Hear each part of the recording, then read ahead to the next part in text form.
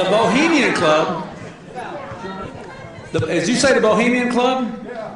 That's where all those rich Republicans go up and stand naked against redwood trees, right? I've never been to the Bohemian Club, but you ought to go. It'd be good for you. Get some fresh air.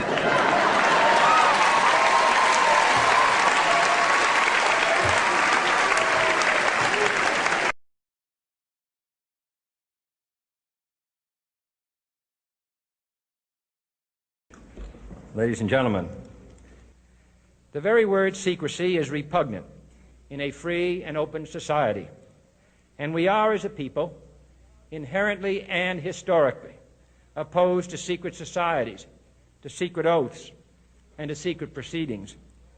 We decided long ago that the dangers of excessive and unwarranted concealment of pertinent facts far outweighed the dangers which are cited to justify it.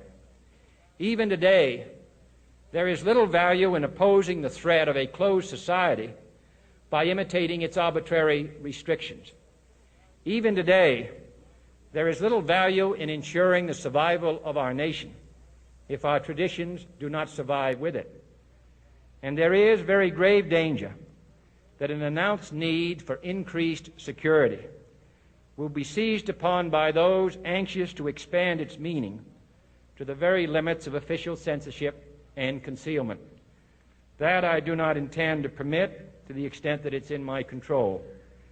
And no official of my administration, whether his rank is high or low, civilian or military, should interpret my words here tonight as an excuse to censor the news, to stifle dissent, to cover up our mistakes, or to withhold from the press and the public the facts they deserve to know.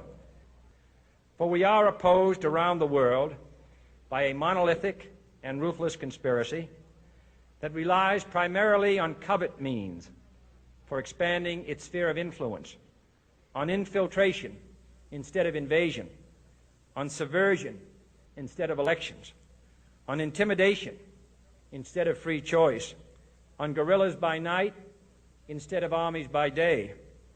It is a system which has conscripted vast human and material resources into the building of a tightly knit, highly efficient machine that combines military, diplomatic, intelligence, economic, scientific, and political operations.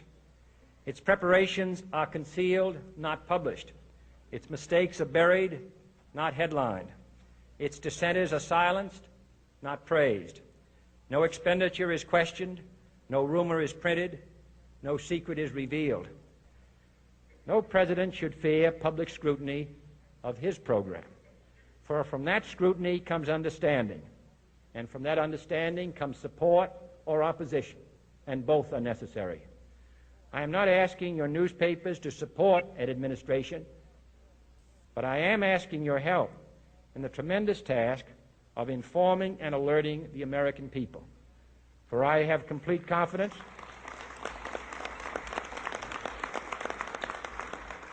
in the response and dedication of our citizens whenever they are fully informed.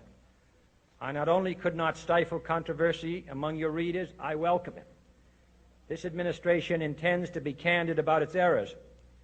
For as a wise man once said, an error doesn't become a mistake until you refuse to correct it. We intend to accept full responsibility for our errors, and we expect you to point them out when we miss them. Without debate, without criticism, no administration and no country can succeed, and no republic can survive. That is why the Athenian lawmaker Solon decreed it a crime for any citizen to shrink from controversy.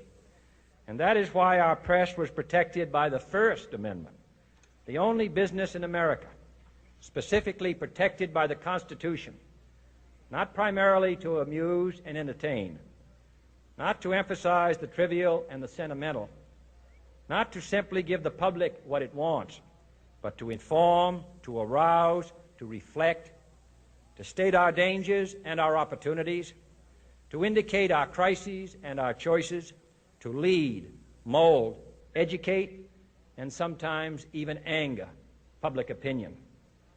This means greater coverage and analysis, of international news, for it is no longer far away and foreign, but close at hand and local.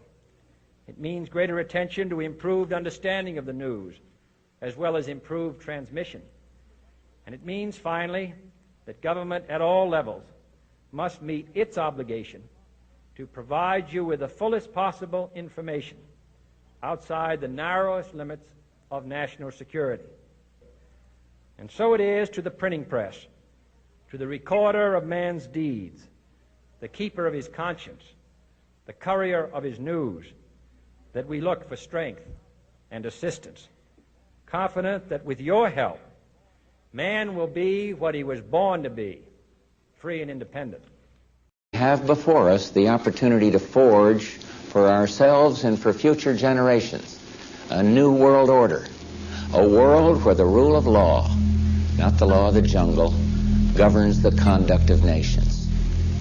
When we are successful, and we will be, we have a real chance at this new world order, an order in which a credible United Nations can use its peacekeeping role to fulfill the promise and vision of the UN's founder.